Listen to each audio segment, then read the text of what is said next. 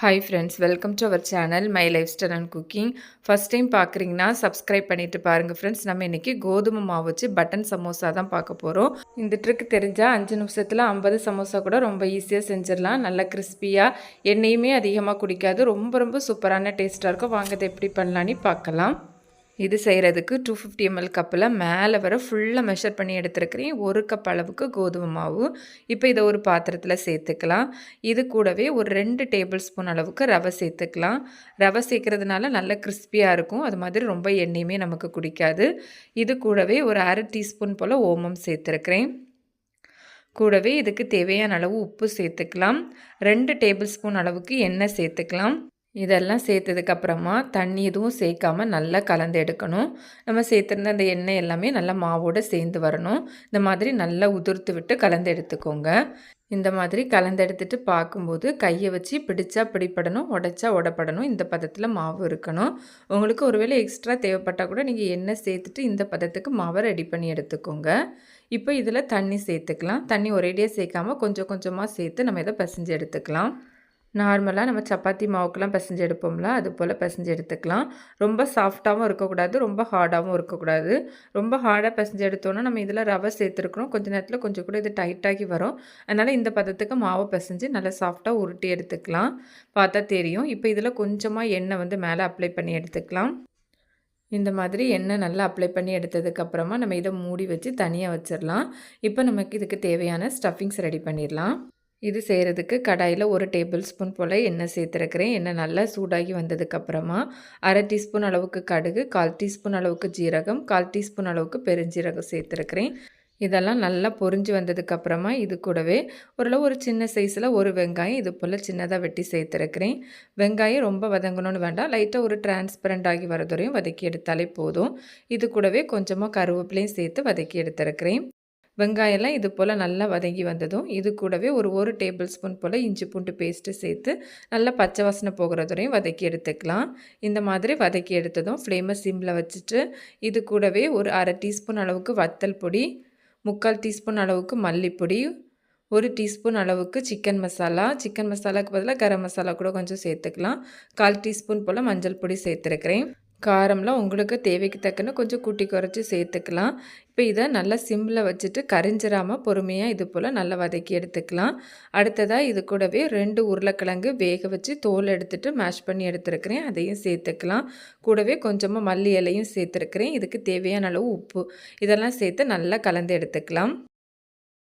இது போல் நல்லா அந்த உருளைக்கிழங்கு மசாலாவோடு சேர்ந்து வர மாதிரி கலந்து எடுத்துக்கலாம். அவ்வளோதான், நமக்கு இப்போ ஸ்டஃபிங்ஸ் ரெடி. இப்போ நம்ம ஏற்கனவே உருட்டி வச்சுருந்தோம்ல கோதுமை மாவு, அதை திறந்துடலாம். இப்போ இதை நம்ம 2 பகுதியாக பிரித்து எடுத்துக்கலாம். இப்போ இதிலேருந்து 1 மட்டும் எடுத்துக்கலாம், மற்றதை மூடி வச்சிடலாம். நான் இங்கே சப்பாத்தி கல் எடுத்துருக்கிறேன். இதில் கொஞ்சமாக எண்ணெய் தடவி எடுத்துருக்கிறேன். இதில் நம்ம உருட்டி வச்சுருந்த அந்த ஒரு உருண்டையை வச்சுட்டு ரவுண்டாக நம்ம தேய்ச்சி எடுத்துக்கலாம். நார்மலாக நம்ம சப்பாத்திக்கு தேய்ச்சி எடுப்போம்ல, அது போல் ரொம்ப தின்னாக தேய்ச்சி எடுக்கக்கூடாது, கொஞ்சம் திக்னஸோடு தேய்ச்சி எடுக்கணும். உங்களுக்கு பார்த்தா தெரியும். இது போல் ரெடி பண்ணி எடுத்துக்கோங்க. இப்போ இதை ஒரு மிக்சிங் பவுல் வச்சு ரவுண்டாக கட் பண்ணி எடுத்துருக்கிறேன். இது போல் கட் பண்ணி எடுக்கணும்னு கட்டாயம் எதுவும் இல்லை.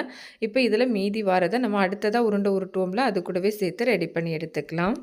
இப்போ நம்ம இதை கட் பண்ணி எடுத்துக்கலாம். இந்த மாதிரி நம்ம ரவுண்டாக கட் பண்ணி எடுத்துருக்குறோம்ல, இதை 8 பீஸ் வர மாதிரி கட் பண்ணி எடுக்கணும். நான் உங்களுக்கு காமிச்சிருக்கிற பாருங்கள், இது போல் கட் பண்ணி எடுத்துக்கோங்க.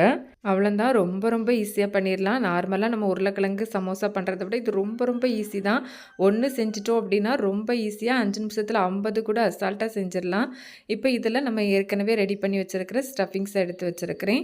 இந்த மாதிரி அந்த ஓரங்களில் தண்ணியை தொட்டு அப்ளை பண்ணி எடுத்து வச்சுருக்கிறேன். தண்ணி தான், எண்ணெய் கிடையாது. அப்போ நமக்கு ஃபோல்ட் பண்ணி எடுக்கிறதுக்கு ஈஸியாக இருக்கும்.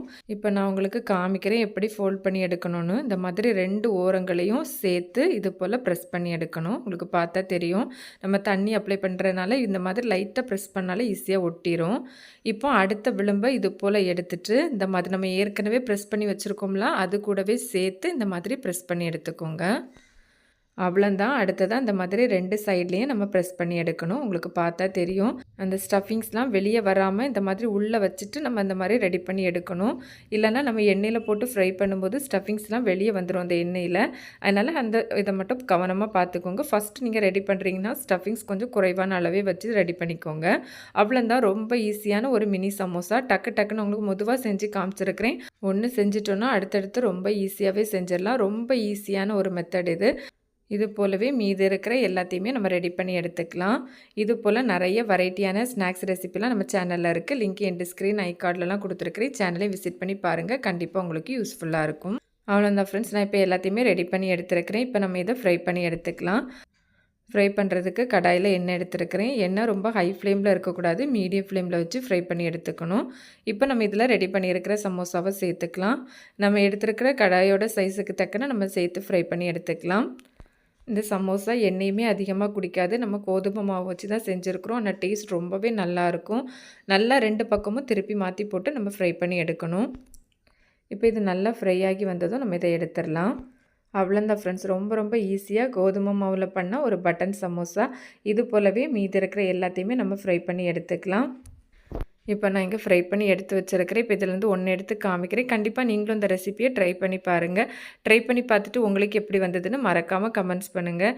ரெசிபி வீடியோ கண்டிப்பாக உங்களுக்கு பிடிக்கும். பிடிச்சிருந்தால் லைக்கோட ஹைப்பும் பண்ணிவிட்டு சப்ஸ்கிரைப் ஷேரும் பண்ணுங்கள் ஃப்ரெண்ட்ஸ். தேங்க்ஸ் ஃபார் வாட்சிங். பாய்.